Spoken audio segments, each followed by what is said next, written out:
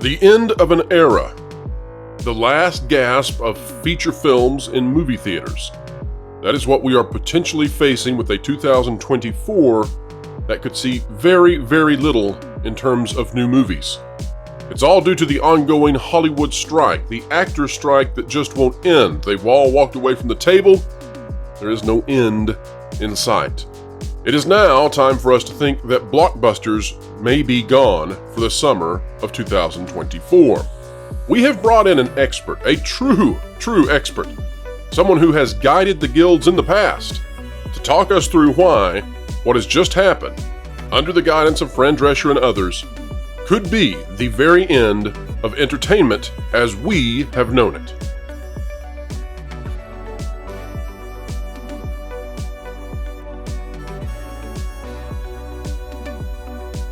All right, folks, it's a beautiful day here on the WDW Pro channel. It's beautiful because you are here with us. We're so pleased that you're here sharing your time, and we endeavor to explain entertainment, keep you ahead of the culture curve. Helping us do so today, we have Lou Wasserman's Ghost. Sometimes both. That's, well, you know, the GOAT is the greatest of all time, so perhaps it's fitting for you, sir. Oh, well. Now, you are appearing with a pseudonym, of course, folks. It's not the actual birth name, I suppose. But Mr. Ghost, could you share with folks out there why they should listen to you as we walk through this? I've been around, as they say. I have worked in the industry all my life. I have been a member of several of the major guilds. I have been involved in negotiations on behalf of some of the guilds. And I've kind of seen it from a production point of view and a executive suite point of view and from a working stiff point of view. So I think I've got the various bases covered. Let's put it that way. There are a few of us who know your identity, and I can say to the folks out there, so far as much as you trust me, you can trust that our individual today talking to all of you knows his stuff very, very well. That's high praise indeed, and I mean that sincerely. Thank you. Well, we try, but you know, we always want to have people who are smarter than I am when we're talking about a topic that, you know, I don't know as much as I could, and so that happens to be every topic. So we always try for an expert. But today we're going to start with TheWrap.com. This says NBC Universal's Donna Langley fears SAG-AFTRA strike will cause a dearth of 2024 movies. And I'm here to tell you, folks, I'm worried about a death of theaters. We'll talk about it in a moment. She says, I'm not relishing the thought of a summer or a season without a volume of films. Here's the article by Lori Seitz, or Seltz. Hard to see if that's an I or an L. I think it's Lori Seitz. And this coming out just 5 days ago. NBC Universal's Chief Content Officer Donna Langley shared her fear that the extended SAG-AFTRA strike might result in a lack of movie releases during summer 2024. Which could have a lasting impact on the industry. She says, one of the reasons why I'm so focused on doing my part and our company's part in bringing resolution to the strike is that the films that had to shut down as a result of this fight need to be finished by a certain period of time for next summer, Langley said at a Bloomberg Screen Time conference in Los Angeles on Wednesday. I'm not relishing the thought of a summer or a season without a volume of films. She continues on, if I learned anything during COVID, it was the lack of volume. It really does impact the movie-going cadence. We were just seeing recovery from that in 2023. If we lose that, that's going to have a really lasting impact on our industry. Now, Mr. Ghost, one of the things that's fascinating to me is that we covered the writer's strike ending, but that is nowhere near the end of the Hollywood strike. Now it is with the actors. The SAG-AFTRA is the guild. Still on strike, still nothing happening in terms of most productions.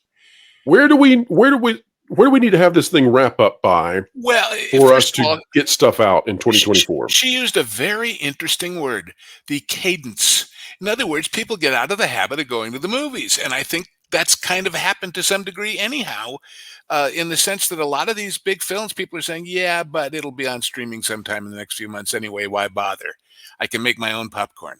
That didn't used to be the attitude. The attitude used to be, oh my God, the new X movie. We got to go see it the first weekend and stand in line. And how much of that do you think is a consequence of the technological advancements and the cost that it takes to put, let's say, a 75-inch ultra high definition TV in your home versus the streaming I saw a issue. funny meme that said, "Attention, Black Friday marketers, we've all got flat screens. Put a discount on groceries." Well, So, it's a funny thing too, Lou, because I have noticed this in the past. We have reached the point where the ocular ability is now already exceeded by the technology. So I don't know where, for decades, holidays were spurred by the fact that there was a new TV that did new things that you couldn't have in the past, and you had to have it right now. And well, we've moved well, past what our eyes can see, so to, that's done. to show you how far back I go, I remember when color TVs came out, and it was basically Zenith versus RCA.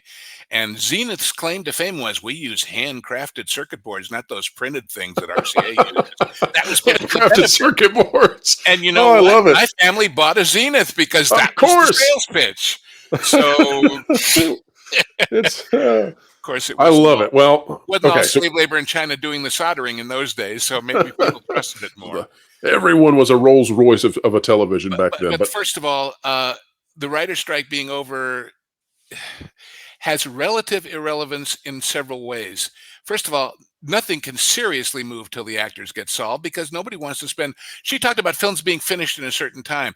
The things that were cut off, there's certain play for pay things that are going to make them insanely expensive to continue if they were ever started in the first place. There have been many, many times in history where movies that got shut down for whatever reason went broke because the budget went crazy because all the top line people got paid all during that interim anyhow. Now that's not happening because they're on strike. But see, secondly, I noticed that the people talking about television are all talking about doing 13 episode seasons when they come back, not 24 or 22, but 13. So you can have the writers back now, and you can have the writers' rooms back now, and you can get yourself 13 really, really great scripts, which is one thing. It may improve the quality in the sense that they aren't under the gun. If we got to get one finished by next Tuesday, that's when we shoot it. But once you've done that, you can't sensibly spend a dime on props and sets and locations unless it's an existing show where everything is. There's an expression in the industry most people don't know called fold and hold, which is when you don't know if you're coming back or not, all the sets get wrapped up but they don't get destroyed. But none of that can move until the actors are actually ready to come back, and I don't think it's going to be anytime soon after this recent break off especially. so and we'll deal with that in a moment in terms Right. of when this might end. Right. But in a hypothetical world where it ends tomorrow, which it will not, but let's say that it does, for the sake of understanding this better, and that's our goal, of course, is all of us are trying to learn here, and you have the knowledge and the wisdom that we'd like to have, so let's acquire it. If the strike ends tomorrow, how long does it take to get your average television show onto the screen for the average viewer? uh, at absolute minimum 4 or 5 months. And what would be your take on On features, God yes? only knows, because in this era of reshoots and reshoots and reshoots, they're taking longer and longer and longer to get finished. So then, okay, so we're in October. So your estimation then would be that February is the absolute earliest if the strike ended today, Yes. and March is a more reasonable Yes, I would say so. return to entertainment. And there's also something else to consider. When they talk about 13, the average series, if it's a brand new one, they buy 13 and then they hope to get picked up for what they call the back nine. Most people don't understand why they do 22 or 24, in the old days 36, and why the rerun seasons are where they are. And this goes back to the Nielsen ratings. Nielsen did not do ratings during the 2 weeks of Christmas and New Year's, which is why you saw reruns and specials during those weeks, because they knew people weren't necessarily at home. They were traveling because the kids were out of school. And then that would generate faulty information that was no good for projecting out the Same success thing of. for summer. So the question is, if you start getting back on the air in February, March, April, you've got a couple of months before you're back into the summer vacation season. And therefore, are you going to get the same kind of viewership and therefore ratings and therefore ad revenues as you would during prime time season? Understand. Now, as you and I both know, the strike is unlikely to end in the next days. In fact, things have broken down badly.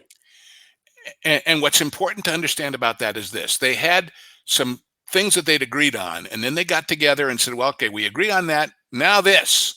And the actors threw them a curveball with something totally ridiculous, frankly. Well, guess what? When they walk away, all that stuff they agreed on walks away with them. They all start from scratch again. Those things do not persist into the next deal automatically. Now So, they had so been it's retrograde. It isn't just we're back where we were before. they had essentially tried to run this parallel to the same requirements and negotiations as the WGA. That Right. seems no longer sufficient for what the actors want. Well, you have to understand also the three major guilds, the Directors Guild, the Writers Guild, and the Actors, are each on a 3-year schedule, and they're each sequential. And the idea is that they have what they call pattern negotiation, which is if the directors got it, well, the writers will get it too. And if the writers get it, then the actors will get it too.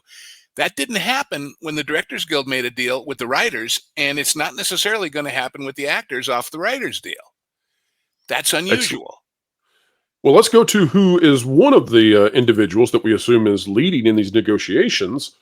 This an article out of the Associated Press. Q&A SAG-AFTRA president Fran Drescher, yes, folks, you know her as the nanny, reacts to Hollywood studios breaking off negotiations. And this by Krista Faria. Fran Drescher has steered the Actors Guild through its months-long strike on the heels of the Hollywood studios abruptly breaking off talks with the Screen Actors Guild American Federation of Television and Radio Artists this week. The actor and union president says she's baffled and disappointed. Now, I don't know if you have ever went to the press and said that you were baffled, but I'm not sure that's a great look, even if you're trying to present that they've done something poor. Yeah. You So it walk into the says, room to negotiate and say, by the way, I'm baffled and confused. That isn't exactly strong. no. You don't do that when you take your ACTs, SATs, and you don't do that when you're in high-level negotiations. Exactly.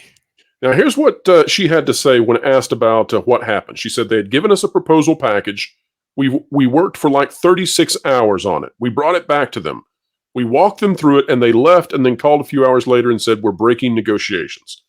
So it's not only baffling, but wholly disappointing and counterproductive. I've never really met people that actually don't understand what negotiations mean. Why are you walking away from the table? To what end do you hope that will accomplish anything?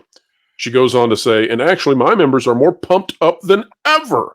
They feel so insulted by this, so degraded by this, and dishonored by this, and that it's like, Fran, do not cave, remain strong, hold on to your resolve, because this can't be for nothing. Can we look at that picture behind her?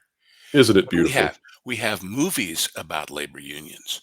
We've got Norma Ray, we've got Tom Joad, we've got all these people that represent how we see labor and negotiations, not how it really is, but how the in fiction. Exactly. We see the low resolution fiction symbols of it. Yeah. Well, when she says they don't understand how negotiations work, here's how they work.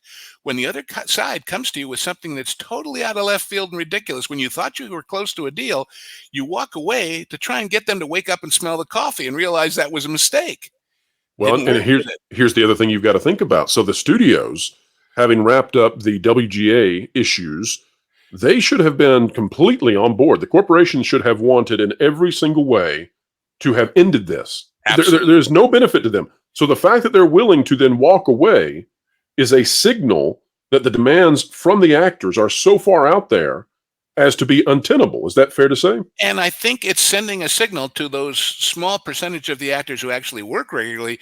You better slap some sense into the people on top and get them to realize this isn't happening.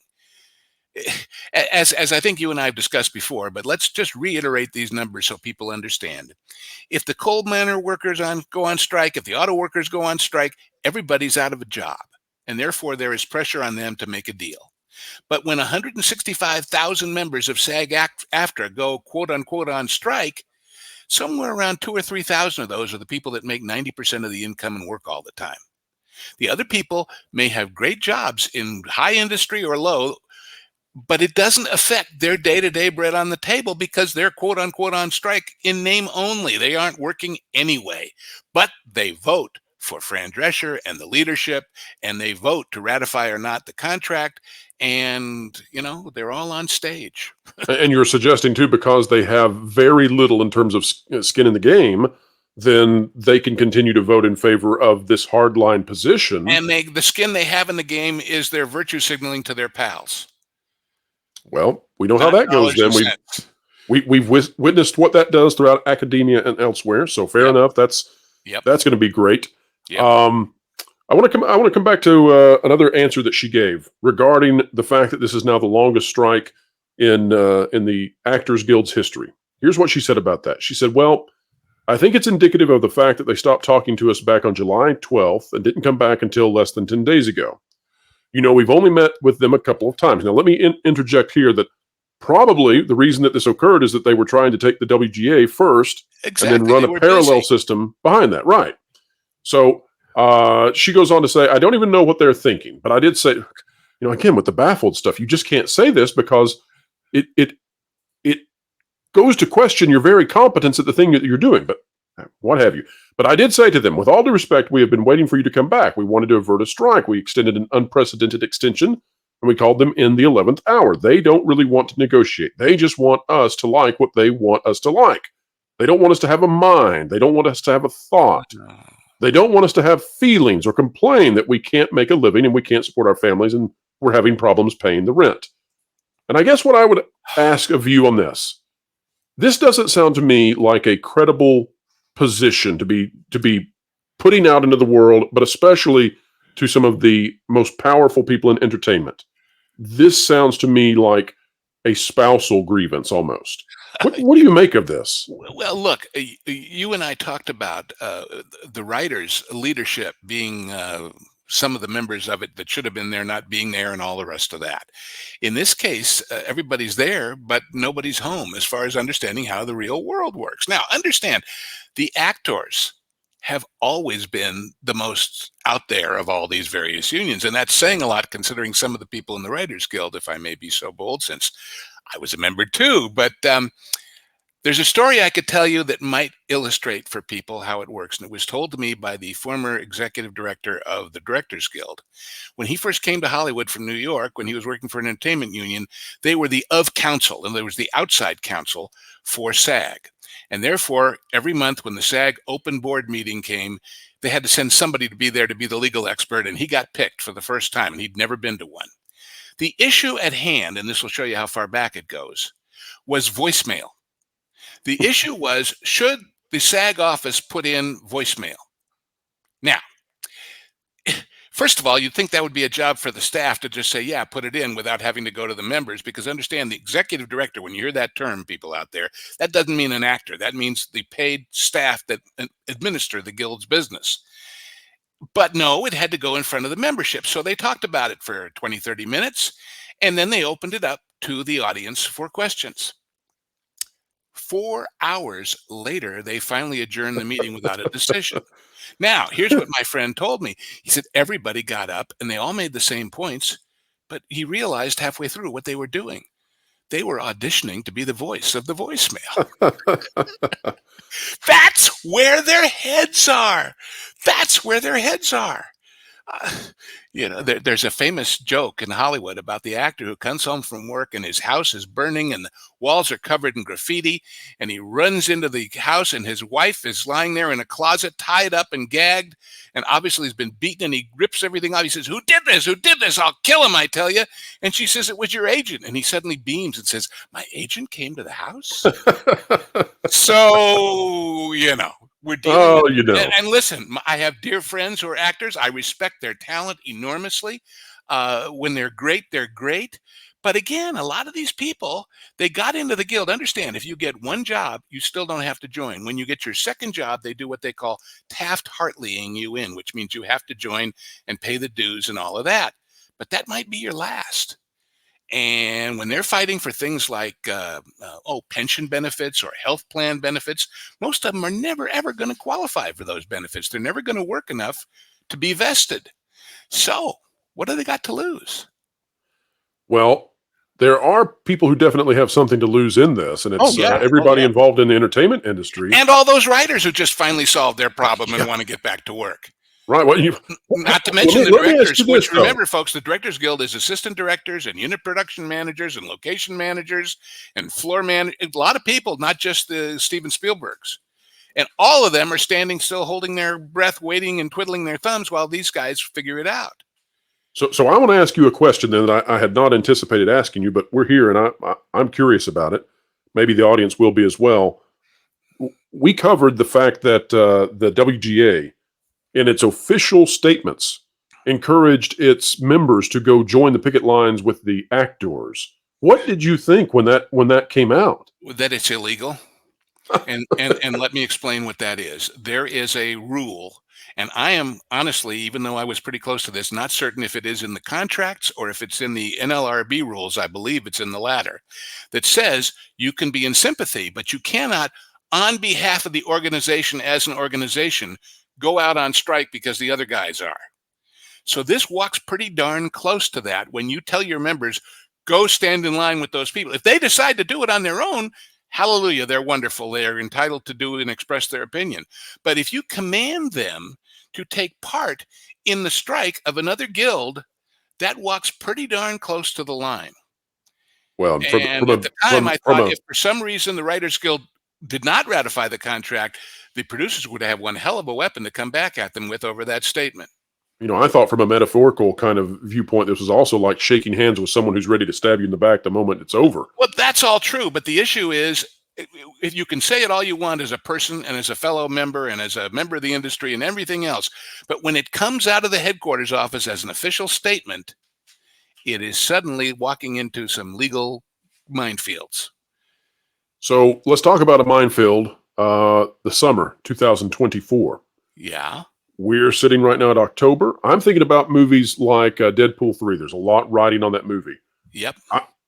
From the way I'm looking at this and thinking about the CGI, the FX that have to come in after production, I don't see how this makes, I don't see any way it comes out in May. And I think we're getting into questionable status for any of the summer months, especially if this strike continues past Thanksgiving, let's say. I totally agree. I totally agree. It's going to be a hard press to get those things done, assuming, again, that they've got a script they like, they've got a cast they like, and they can go shoot it and get it done and then hand it over to those CGI people. If they say, oh, wait a minute, we better come back and reshoot 3 scenes and 2 sub scenes and get a second unit and Right, get, as you call them all the gone. time, get the 7 dirty hippies back out there in the fields in England so we can shoot them again. Suddenly, all of that costs time and money that they don't have. The lesson here is don't shoot dirty hippies, folks. That's what we're saying here on this. The lesson is have a video. script ready before you start. All right, Have so a let's cast talk. ready before you start. When is it time for us to realize? Now, we talk often as people who are interested in this. You're talking as someone who knows very at a high resolution how this all works. When is it time for us to start realizing that the summer box office for 2024 is gone? Well, I tell you what, I guarantee you the theaters are saying, how many more Taylor Swift things can we put in the schedule because we aren't going to have movies to put in the theaters and sell popcorn. Definitely true. And, I think we may get to a point where there's desperation enough that they're going outside of where the unions control, going to South Korea, Japan, wherever they can to find something. That's another issue. That's another issue for the networks. We've all read about how they're buying all this foreign content to plug in to fill the schedule. Once they've bought it, by God, they're going to show it. And there's only so many hours in the day and so many hours in prime time. And even if you get your new show finally, your 13 episodes ready, sorry, we haven't got a hole yet. One of the things, and we'll wrap up here, although I have loved this conversation and hope for more in the future. I think the audience will as well. Anytime. One of the things that I consider maybe happening here is, at the very least, streaming probably comes out of this much more powerful in terms of its relevance to society versus the box office versus linear broadcast. And the reason I say that is because I don't think that streaming will be harmed to the degree that linear broadcast will be in this. I don't think streaming will be damaged anywhere remotely close to the level that movies will be. You got to think, we could be looking at a situation where theaters go under. Legitimately. We've already went through the pandemic. They've already taken, several punches to the chin, and this is just ridiculously hard on them. Especially because if they've got 12 or 14 screens, but only 4 or 5 movies, you sure as hell close some of them. Yeah. You just do, which means less popcorn poppers and less, everything. It ripples through the economy, and not to mention in the theaters that are in shopping centers where people go to the dinner and a show and a whatever, all those restaurants and stores are going to get hurt by the lack of that too. Absolutely. as they did during the pandemic. But then it was everybody. But if everybody else is open and that's shut, that's another story. Do you think there's a paradigm shift now towards streaming completely? Is that I where we're think headed? so, especially because there's some really quality stuff. I know on your channel and others talk about some of this lousy stuff that, for example, Disney, Marvel, whatever are making. Um, Quality stuff with top people. Last night, my wife and I watched The Burial on Amazon Prime. Tommy Lee Jones and Jamie Foxx in a true story and brilliant, absolutely brilliant 2 hours of funny, heartwarming, riveting, suspenseful, great movie making that in any other context would have been an Oscar contender in the theaters in Christmas or in summer. But here it is on Amazon Prime, made for Amazon Prime. So that whole stigma of streaming has gone away, just like in the 60s when quote unquote real actors wouldn't deign to do television, or in the 90s when suddenly you had Arnold Schwarzenegger and Sly Stallone doing commercials in Japan, who would never do commercials. That whole attitude that it's minor leagues is disappearing and nearly gone. So yeah, streaming is going to profit. The only issue I take, I suppose, I don't mind linear broadcast television going away insofar as I think there's merit to all of us gathering around the television for a Yes. shared time experience, right? So you might think of finales, right, when they've come out and the whole world watches them.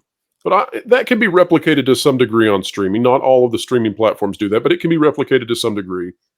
But what I really think will be the loss here, and this is a cultural, societal loss, is that I think that going to the theaters is a communal, uh, neutral ground for all the people who would disagree with each other otherwise. They go and they have this shared experience.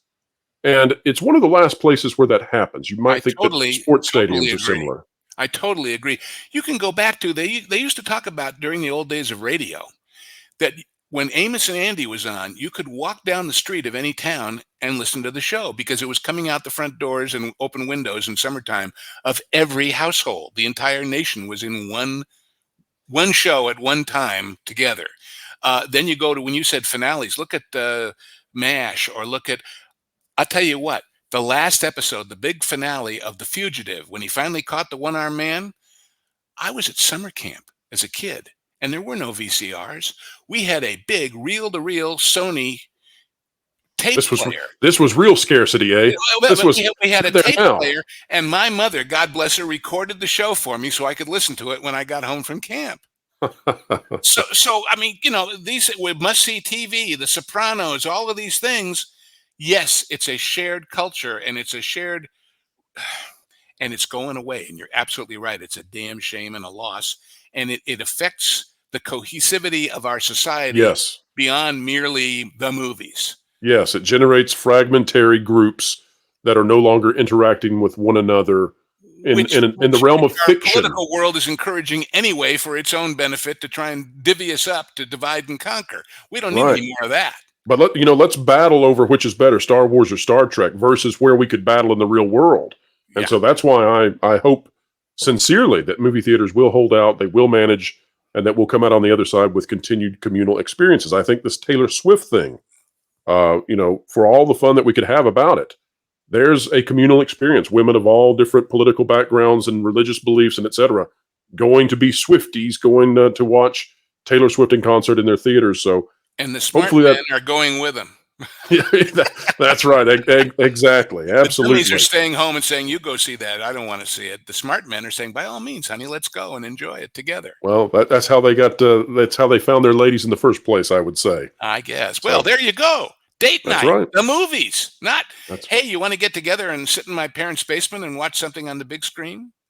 that's Not right. the same experience. Or worse, you want to get together in my parents' basement and watch me play video games, and you can be a passive observer of Oh what I yeah, do. right. Oh Yeah. yeah, that works out well. Try that for a lifetime and see how it plays out. But you're absolutely right. The greater cultural cohesivity of our nation, of our culture, is at stake here to some degree, and I don't know what'll come next. There's always something next. There's always something beyond.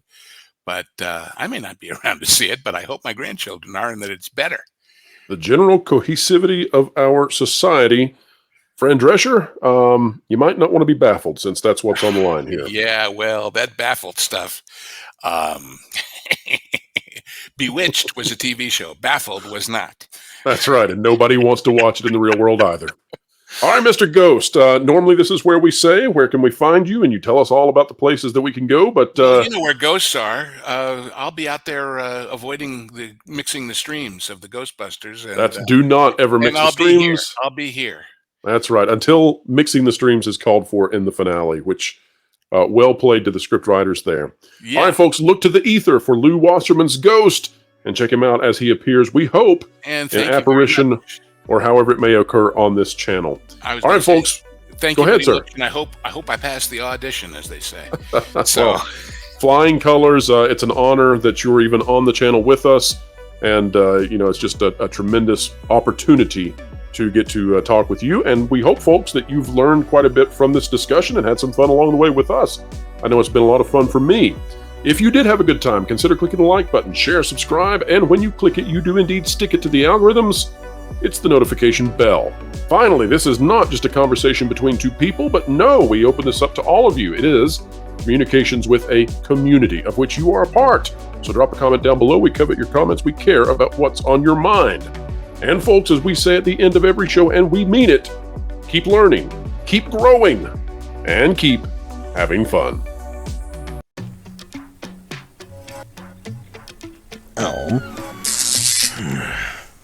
What are you doing?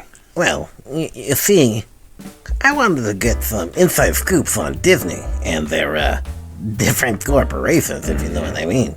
So I figured by looking into this fistbowl and sucking it randomly with my own energy that I pay for, you paid for, I could do the whole experience where you can be a master and spy on your targets. You're an idiot. If you want to get the inside scoop on Disney or even other media organizations, you should check out thatparkplace.com and subscribe to WDW Pro's YouTube channel. That'd be way easier, more accurate, and less dumb. Are you saying I won't get accurate information this way? No, you can't. Who'd have think?